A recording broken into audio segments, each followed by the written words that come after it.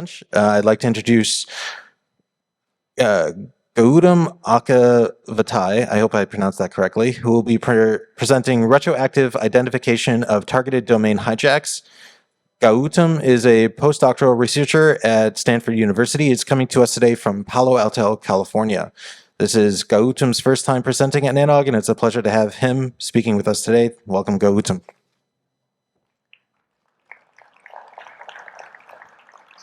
Pretty straightforward. This is to go forward and back.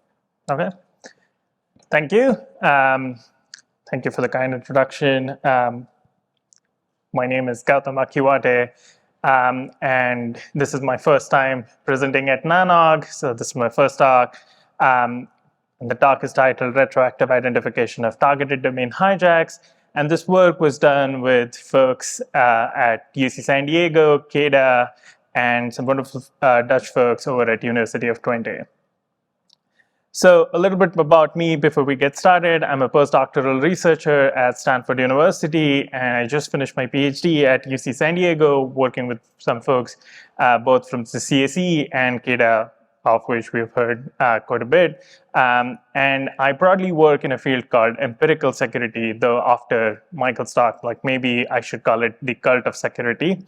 And roughly speaking, what I see it as is using data to build better systems and build better protocols. And the focus of my work, similar to Michael's work, has been to focus on the core of the internet infrastructure. And during my PhD, I focused on DNS, but lately I've also been doing some work in BGP, and if you folks are interested, I'm also doing another talk in the evening. But let's talk about the problem. The problem that I want to talk about today is attackers targeting DNS infrastructure to hijack domains. And specifically, what I'd like to do is to use this 2014 example of a French aerospace company, SNECMA, that was targeted by attackers for a domain hijack. And some of you might be wondering why I chose an attack from 2014. Well, a part of the reason why I chose 2014 was because this 2014 attack, was what got our research group interested in domain hijacks. But a bigger reason why is because we know quite a lot about this attack thanks to this indictment, United States v. Zhang.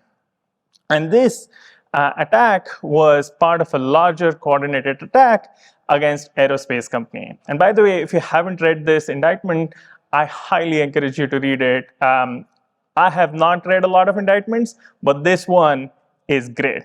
Yeah. So this was, and as part of this attack, we see the usual list of tactics. There is the spear phishing, there's the malware, there's the doppelganger domains, and all of these attacks, organizations know of. And we might not do a great job dealing with them, but we know of and have mechanisms in place to combat them.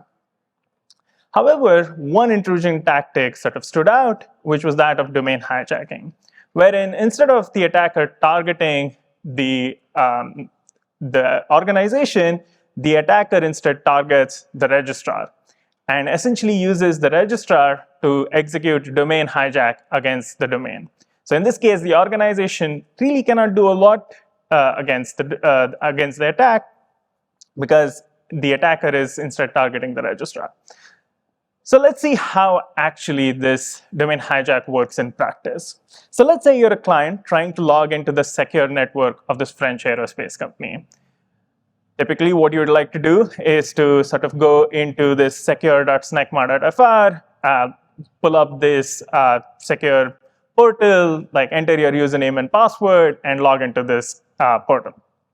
And in order to do that, the client needs to first resolve the IP address for secure.snecma.fr.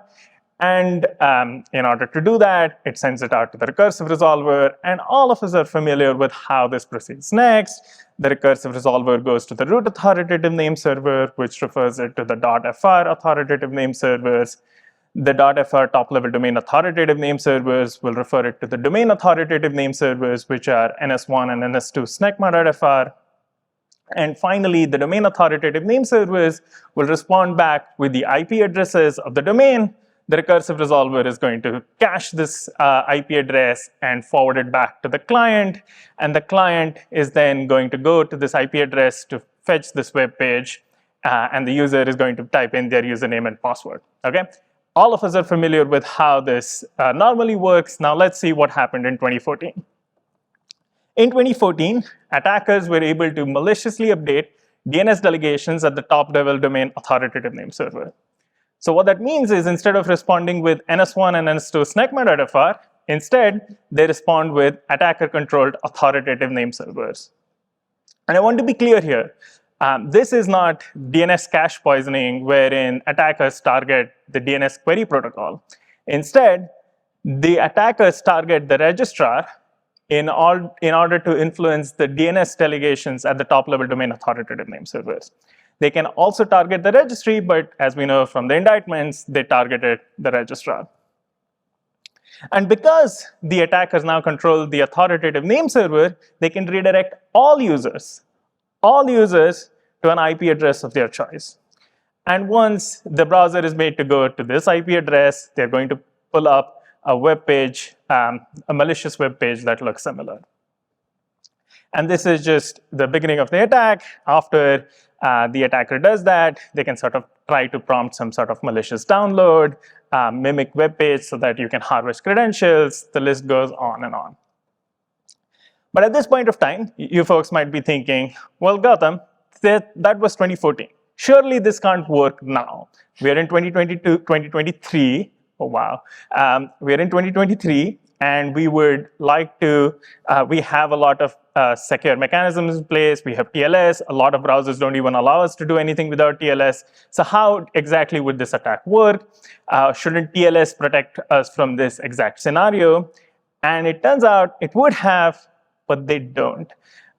It turns out there is an unfortunate trust dependence between automated certificate issuance and domain validation, wherein certificate authorities use DNS to authenticate domain ownership. And because the attackers control DNS, they're able to obtain TLS certificates for the domain. And keep in mind, these are legitimate certificates, maliciously obtained, but legitimate certificates nevertheless. And as a result, and a user who goes to this website cannot really distinguish between the malicious or the legitimate infrastructure. The only silver lining in all of this is that browsers now require certificate authorities to append all of the issued certificates into certificate transparency logs, which allows for auditing. Okay, so let's recap what we have learned about domain hijacks so far. Domain hijacks start by an attacker acquiring ability to control DNS delegations. Basically, they want to modify where the domain points to. It is characterized by multiple brief updates. Basically, instead of hijacking for an entire day, an attacker would prefer to do few hours spread out over a few days so as to avoid detection. The attackers, since they control the DNS infrastructure, in this case, can bypass TLS and DNSSEC protections. Once the attacker has the ability to do that, they set up this parallel infrastructure to mimic the target domain. As part of this, the attacker obtains maliciously obtains a TLS certificate, and this makes it practically indistinguishable from legitimate infrastructure. And once this infrastructure is set up, the attacker then redirects users to this attacker infrastructure, harvesting credentials, or getting them to download some sort of malware. And this is all with the ultimate goal of actually going into the target organization. So before we go ahead, I just wanted to share an interesting tidbit that I've also found from the indictment. So I highly encourage you to read that. But as I was looking about how these attackers learned of this attack, it turns out that these specific attackers read about it in a news article, and the news article was talking about how the New York Times was attacked by the Syrian Electronic Army. They figured out how the attack works and executed the same attack 3 months later on the same registrar to hijack a different domain. And so much so that given how powerful that this attack is, this attack since 2014 has been adopted by multiple nation states now. And in fact, in 2018-19, there were multiple reports by security vendors such as Cisco Talos, CrowdStrike, Mandiant, all reporting how DNS infrastructure hijacks were becoming increasingly common. So much so that US Department of Homeland Security in 2019 issued an emergency directive asking government domains to inspect their DNS infrastructure for signs of tampering. Okay, so given how powerful these attacks are, we wondered if we could identify these hijacks in the wild. Concretely, what we wanted to do was to be able to construct a methodology to retroactively identify these targeted DNS infrastructure hijacks as an independent third party. But almost immediately, we ran into challenges. We couldn't figure out how, like DNS was terrible. And the first problem that we ran into was that delineating these malicious updates from legitimate updates was hard. Not only do legitimate updates sometimes look malicious, but sometimes malicious updates look legitimate too. For example, take this hijack of St. Louis Fed domains hijack. The name servers, in this case, after 4 years of not changing, were changed from AWS name servers to NS1 and NS2 St. Louis Fed.org. And on face value, this change looks legitimate. This looks like something a reasonable domain would do. But this was a hijack. And the only way you would sort of start realizing that this was a hijack was only if you looked at the IP addresses of these name servers. The second challenge that we faced was that these updates to DNS are short-lived. And so data sets that we would typically use to understand DNS, such as zone files, don't really work here because the zone files are updated every day, and we are looking for something that lasts only for an hour. And so we had to switch to using data sets such as passive DNS, which are not as comprehensive, but are actually able to capture data at a finer time granularity. And based on these two challenges, we learned these two lessons.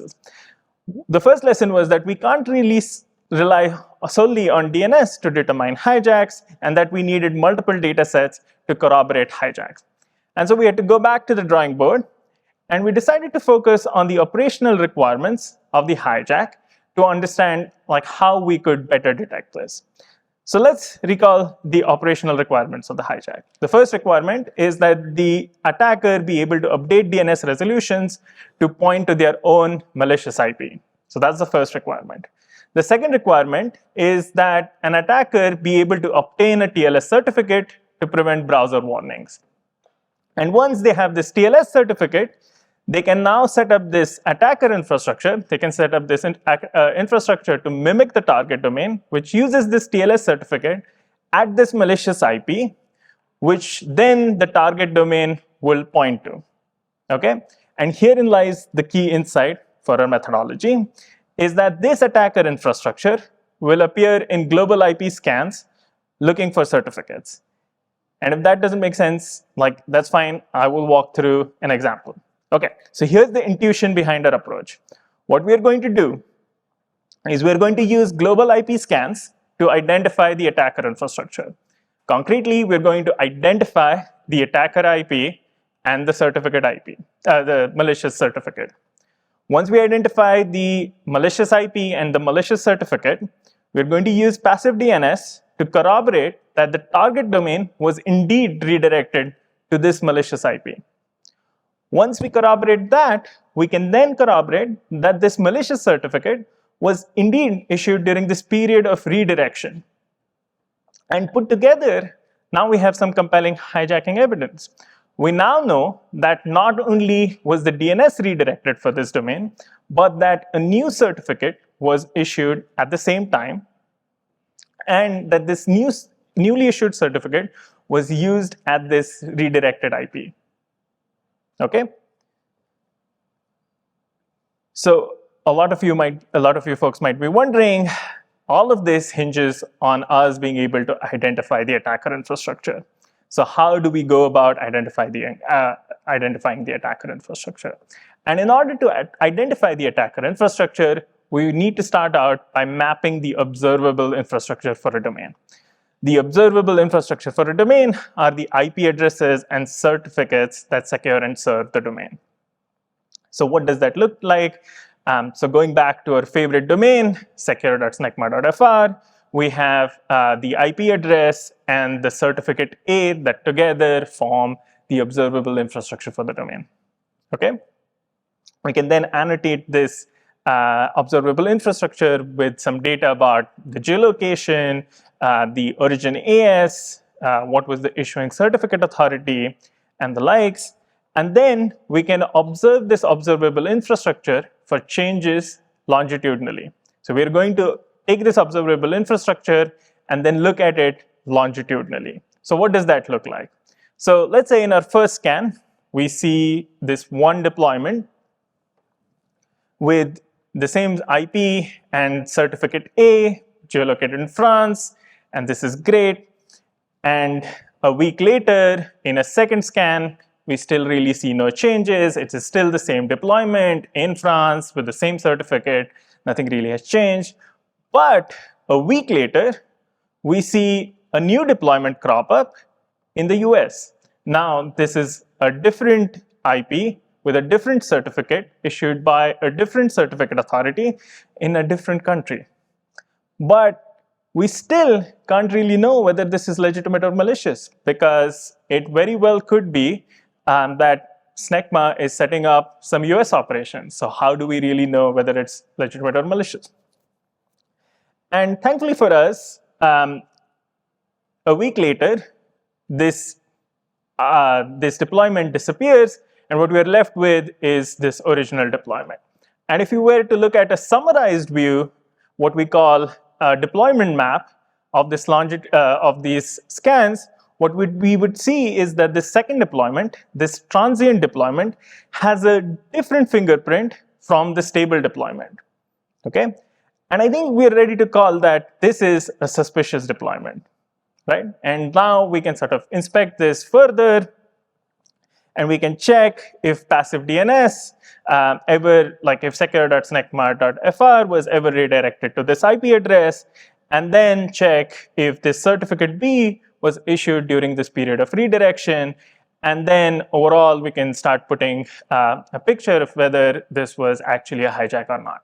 But at the end of the day, this is all manual work, because we are sort of trying to reach out to domains and trying to figure out if that is actually the case or not.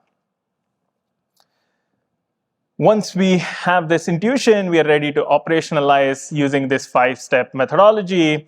And I'm not going to go into the details of how exactly this methodology works. If you folks are interested, I'm happy to chat with you, or I'm happy to refer you to our paper. But basically, using this 5-step methodology, we are able to identify 41 domains as hijacked. 33 of these domains we re-identified and verified from previous reports, but 8 domains that we found were not previously identified. And we believe that these are high confidence hijacks. We manually evaluated them, but there are many more, where there is circumstantial evidence, but we can't really say for sure whether it was a hijack. Happy to chat about that too, if you folks are interested. But to give you a sense of what these hijacks look like, instead of throwing all 41 up there at once, I thought I'd start with something smaller, what we're calling the Kyrgyzstan hijacks. These are 4 .kg domains which were hijacked in roughly December of 2020. In each of these cases, it was the mail infrastructure that was targeted from an AS in Russia. Now, I want to be careful here. The geolocation is not to denote attribution. As we've seen, it's fairly easy to set one of these attacker infrastructures up. So all you really need is someone willing to rent you an IP. So the geolocation is not to denote attribution. And what we see interestingly is that there are 3 government domains, but also an internet services provider. So attackers are also going after infrastructure providers because that way they can go into everyone who is using that provider.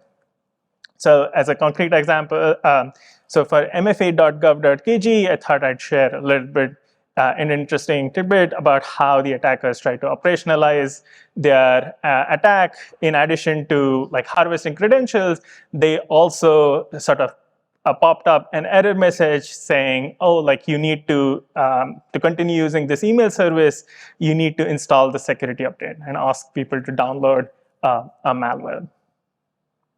So this is the list of all 41 domains.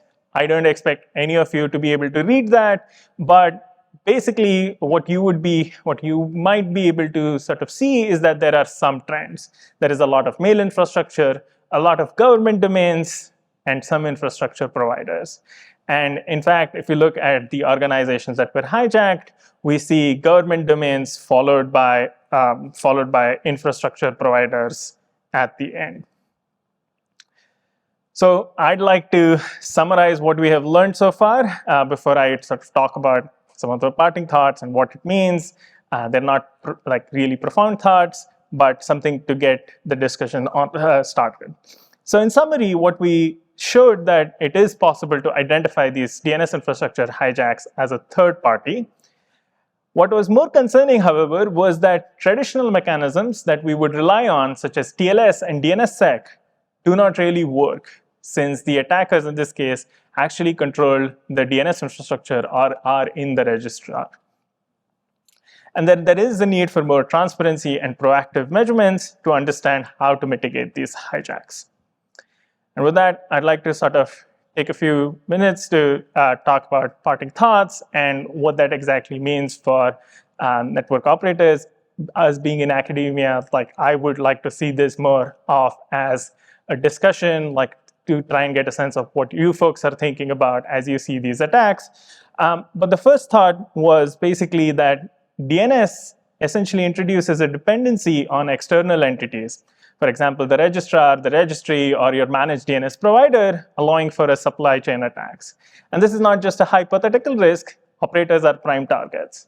So in this case, what we've seen is that the organizational security posture doesn't really matter because the attackers are essentially circumventing it. Okay?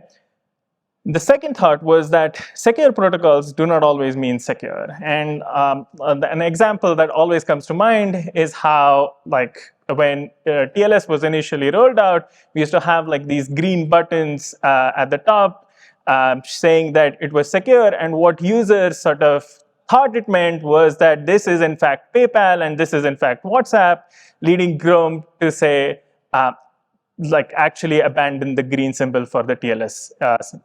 And I guess the point that I'm trying to make here is that we need to understand as a community what the limits of TLS, DNSSEC are in order to think about what the limitations are and how to bridge those limitations. And finally, to rip off like something what Michael said, like monitoring and transparency are important. Like you cannot secure what you cannot measure. And DNS is one of those places where we don't really have a lot of insights. Organizations right now cannot tell if their name servers ever changed. For example, like have nanox.org's name servers changed? Like Zonefile says they haven't, but do you really know till you have actually tried it out? And given that these hijacks last for short durations, continuous monitoring seems a little bit too much. Or maybe we can deploy something, but maybe attackers might find a way to get around it. And as such, what might be a solution here is like a certificate transparency like transparency with DNS, where you sort of, all of the changes to name servers get put in an append thing. And with that, I'd like to say thanks, and I'd like to hear questions from you folks. And happy to hear more at email.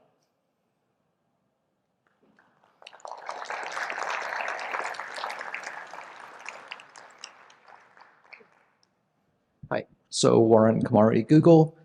but I also help out an organization called DNS Transparency, which does something almost exactly like what you explained on the previous slide. The way it's going to work is we're going to be getting feeds directly from registries and registrars, and then distributing those to security researchers, and people can sign up as well for sort of notifications. So for example, in your example with Nanog, they could sign up and be like, show me anytime it changes anything with Nanog. The bit that's interesting is these will be feeds directly from registries and registrars, and so you don't have any sort of like polling cycle or something. Once this is stood up, if you were to feed this information into your system, you would need to do things like passive DNS, etc. If you're interested, James Shank, who I thought was in the room but isn't, go talk to him or myself. Okay, I will. Thank you. No, dear. Yeah, no, this is DNS transparency is great because like registries, registrars, I think the more folks know about what's going on in DNS, I think the better off we're going to be. So thank you. Stole the thing I was going to say, which is basically rather than it being a external monitoring that you have to keep polling, have it be a push system where anytime a change, like if you get a change made to any account you have, you get notification that, you know, did you make this change? The change has still been made, but at least you're aware of it. Similarly, I assume in all of these, by the way, Joshua Oaks Telstra, I keep forgetting to identify myself. In all of these domain hijacking, I assume this is after a previous incursion has occurred that they are able to log in and manipulate the DNS account. There's already been some level of security breach, so traditional things like domain locking and such are already out the window. Yeah. Okay. So, okay. Yeah, I mean, basically, a good way to think about it, this would be like if the registrars are compromised, like for whatever reason, then like whatever mechanisms they propose might not really be effective because with EPP, the registrars, I mean, the attackers can just turn it off. Yeah. Gautam, we have another question online. Sure. This is from Matt Pitak. He's unaffiliated. The question is, do you have any insights on how the initial registrar entries were altered by the attackers? And how do you think that entry point can be better secured? So we haven't really looked into how these initial, like how the attackers initially got into registrars, but we have had a range of reporting on that, and we've spoken to a bunch of registrars about it. So the common mechanisms that I think we're all familiar with, like phishing, spear phishing, and basically targeted towards the registrar employees in order to get to the EPP credentials, which allows for registrars to talk with the registries.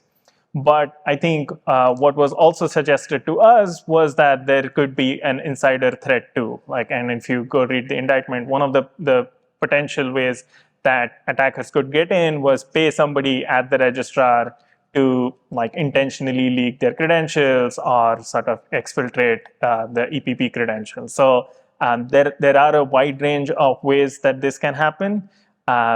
If they're interested in chatting with us about how, like, what are the different mechanisms, like protections that we can sort of build in order to prevent this from happening, we'd be happy to chat. But for now, like yeah, social engineering and paying. That seems to be the two big ones. Hi, Jacques Lato. I'm with Sierra. We run .ca. And so we have a thing called registry lock. So we lock the domain inside the registry itself, and the registrar won't be able to do any changes. So that's a feature that's available by a lot of registries, and you have to pay for that extra. But that's if you really care about the domain and don't trust the ecosystem, you can lock it right at the source. Right, and I think we, like registry lock is a great feature and actually might work great for a lot of top-level domains. With something like .kg, where there are CCTLDs, where the registrar-registry relationship is a little bit murkier, we're not entirely sure what happens if the Infocom, which is the internet services provider, the registrar, and the registry, what does it mean when they are compromised and they are the ones who are also holding the registry logs? So what does that mean in that case? But you're right, like registry logs are great, and I think will be a big help in sort of mitigating the attacker workflow.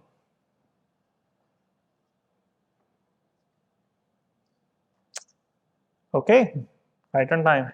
Thank you.